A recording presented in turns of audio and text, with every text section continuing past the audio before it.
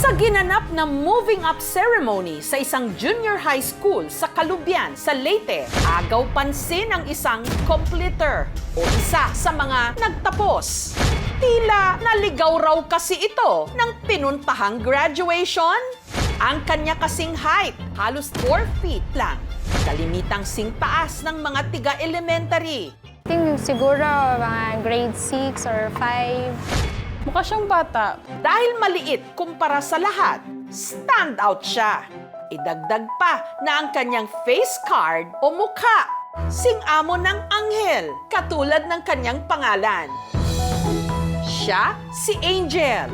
Ang liit ko po daw parang pang 6 years old. Yung mukha ko daw po parang mukhang bibi. Yung boses ko po ay parang bata. Kung mapalit ako mga badog, pipili ko ang mga pambata.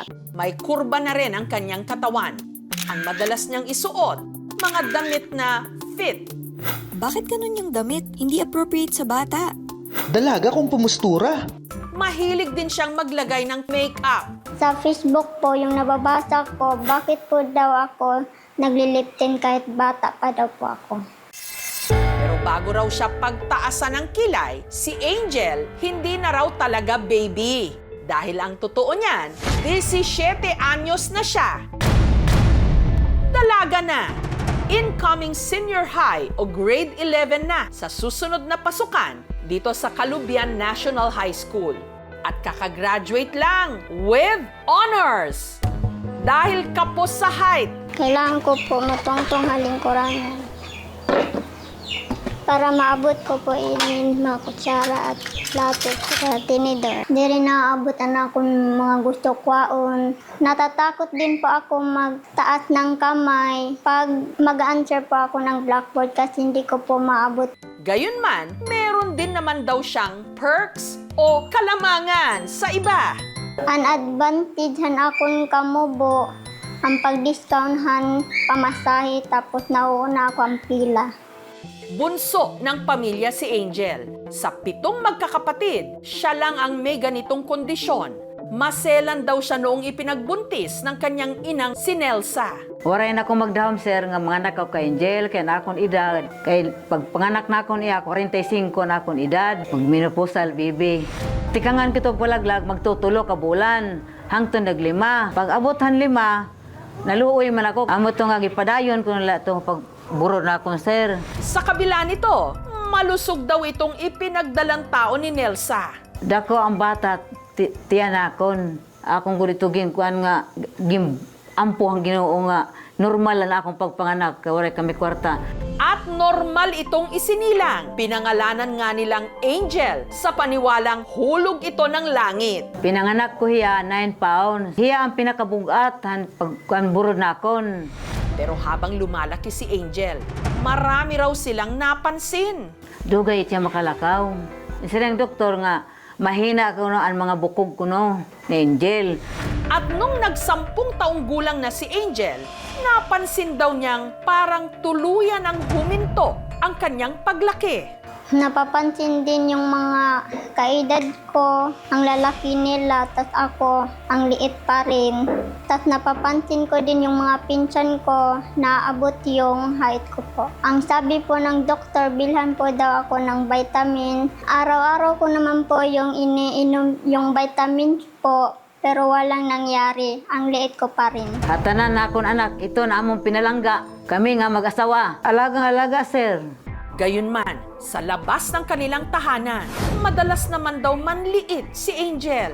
Niloloko ako minsan na parang elementary po yung height ko. Sinabi ko po kay mama nga, Ma'am, maundang nila ko pag-eskwela kay naadlok ako kay bangin, bulihon ako nira. Awa akong sisigan, sir, nga ay lakagolday. Sinako pa nga bulihon ka kay total Ginoo ito nagbutay mo. Kuan ka man, bisan ka gamay, at least may ipagmalaki mo kay gwapa ka. Marami po akong kaibigan, minsan yung iba iniiwasan po ako. Kaya ang naging best friend daw ni Angel, TikTok. Talent ko po ay sumasayaw. Pero maging dito, nararamdaman daw niyang siya'y iba. 2 beses na raw kasing naban ang kanyang account. Kasi akala nila bata ako. Bakit daw po ako sumusuot ng pandalaga, ng damit at parang 60 po daw ako. Pag nagtitiktok po ako, hindi ko na po pinopost. Sinisave ko na lang po sa cellphone ko. Dahil sa kanyang angelic face, marami rin daw ang nagpapalipad hangin kay Angel. Sabi niya po, may feeling po daw siya sa akin. Sabi ko po, tatanggapin mo ba ako kahit ganito ako? Ang sabi niya po, ayaw daw pag ikumpara ni mo kagamay. Po, suhulaton daw ako niya.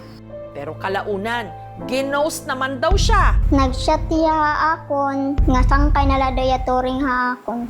At ang masakit pa rito, nung nalaman ni Angel na ang diniskartehan ng kanyang manliligaw, Yung babae na po yun, BFF ko po yun.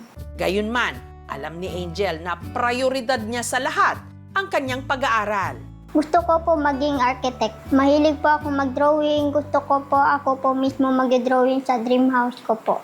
Maliban sa tila paghinto ng kanyang paglaki, may ilang iniinda rin daw sa katawan si Angel. Sumasakit po yung ulo ko. Minsan din tinga, hindi ako nakakadinig. Sumasakit po ang tiyan ko. Noong grade 5 po, malabo po yung mga mata ko po.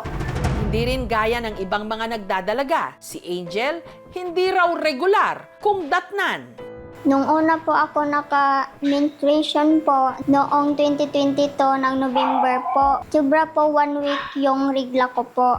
Nasundan po ng 2023 ng October po, 1 araw lang po, tapos hindi na po nasundan. Gusto namon nga ipacheck up para mabaruan namon kung ano gud ang iya kondisyon.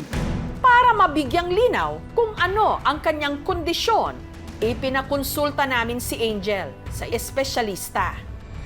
Bakit nga kaya maagang natigil ang kanyang paglaki? May pag-asa pa kaya siyang tumangkad? Napapaisip ko din po, bakit hindi po ako lumalaki? Ano nga bang dahilan kung bakit tila habang buhay ng mukhang bata ang dalagang ito sa Leyte? The diagnosis is Malalaman natin sa aming pagbabalik. Incoming senior high na ang 17 anyos at tubong Kalubian Leyte na si Angel. Pero madalas pa rin daw na pagkakamalang bata. Ang kanya kasing height, halos 4 feet lang. Ang liit ko po daw parang pang 6 years old. Yung mukha ko daw po parang mukhang bibi. Napapaisip ko din po, bakit hindi po ako lumalaki? Kahapon lang, sinamahan ng aming team si Angel sa espesyalista para malaman ang tunay niyang kondisyon. Ang ating general or initial diagnosis sa kanya ay short stature. Madami po ang possible na cause. Meron tayong constitutional delay of growth and puberty. Pwede din endocrine disorders gaya ng hypothyroidism, insulin growth hormone deficiency. Pwede din po ang mga genetic or syndromic causes. Yung paraan lang para malaman natin ay sa pamamagitan ng karyotyping. Sa isang tingin, growth hormone deficiency siya. Although, syempre, kailangan pa natin ng verification. Ang unang gagawin ko is bone age. So, meron tayong x-ray ng kamay. Kasi tinitingnan natin yung kamay kung ano yung age niya sa bone. Kasi sa growth hormone deficiency, yung bone age, delayed. Pero may pag-asa pa kayang madagdagan ang kanyang height. Sa ngayon, kung hindi pa talaga siya close yung kanyang bone, may pag-asa pa tayong tumangkad with the growth hormone treatment.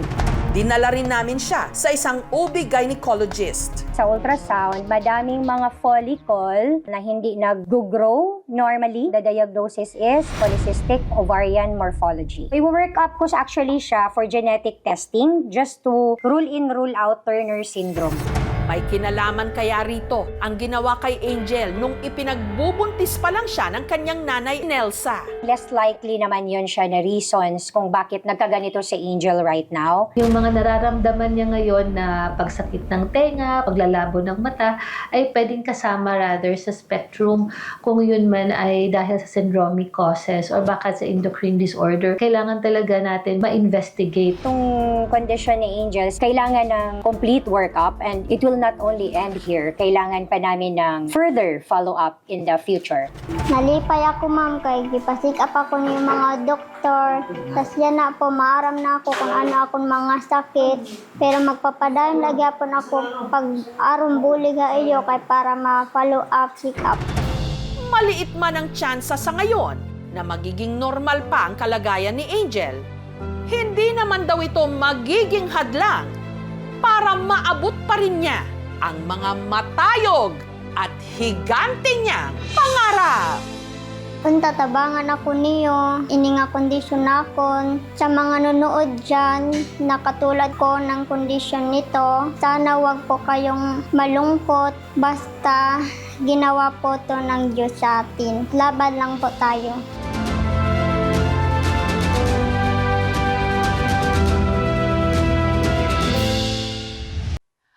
Thank you for watching, mga kapuso. Kung nagustuhan niyo po ang videong ito, subscribe na sa GMA Public Affairs YouTube channel. And don't forget to hit the bell button for our latest updates.